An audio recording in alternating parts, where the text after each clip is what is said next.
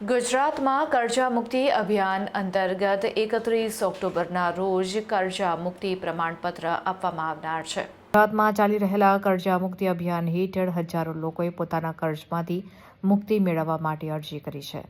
2022ના જુલાઈ મહિનાની શરૂ થયેલું આ અભિયાન હવે રાજ્યભરમાં વ્યાપક બની ગયું છે અને અત્યાર સુધીમાં ગુજરાતભરના આશરે 1.5 લાખથી વધુ લોકોએ પોતાના કર્જ માફી માટે અરજી કરી છે।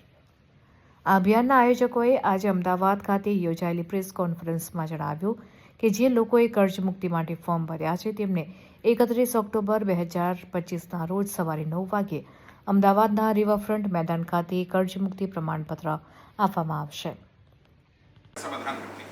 हमारे पास लीगल टीम भी है, एडवोकेट्स भी हैं। हम 31 अक्टूबर को होने वाला है सुबह 9 बजे रिवर फ्रंट मैदान वल्लभ सदन आश्रम रोड पर सुबह 9 बजे से जो लोग भी कर्जे के कारण परेशान है गुजरात में कहीं पर भी और जो जिन्हें लगता है उन्हें इस मुद्दे का समर्थन करना चाहिए, उन पर कर्जा नहीं है, जैसे हमारी टीम पर कर्जा नहीं लेकिन हम लोग काम कर रहे हैं, हमारी बहुत सारी टीम समर्थन कर रही है, तो वो सब लोग पहुँच सकते हैं।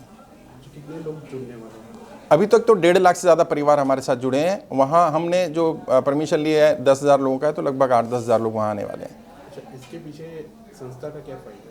देखिए, हर काम फ़ायदे नुकसान के लिए नहीं किया जाता।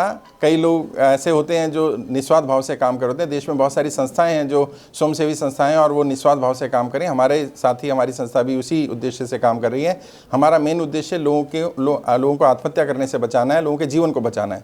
तो उसके लिए हम सब लोग अपना समय संसाधन लगाकर काम कर रहे हैं। आपकी संस्था का नाम क्या है और कितने समय से एक्टिव? ये कर्जा मुक्ति अभियान है। यहाँ गुजरात टीम कर्जा मुक्ति अभियान को चला रही है और लगभग जुलाई 2022 से हमारा ये अभियान चल रहा है।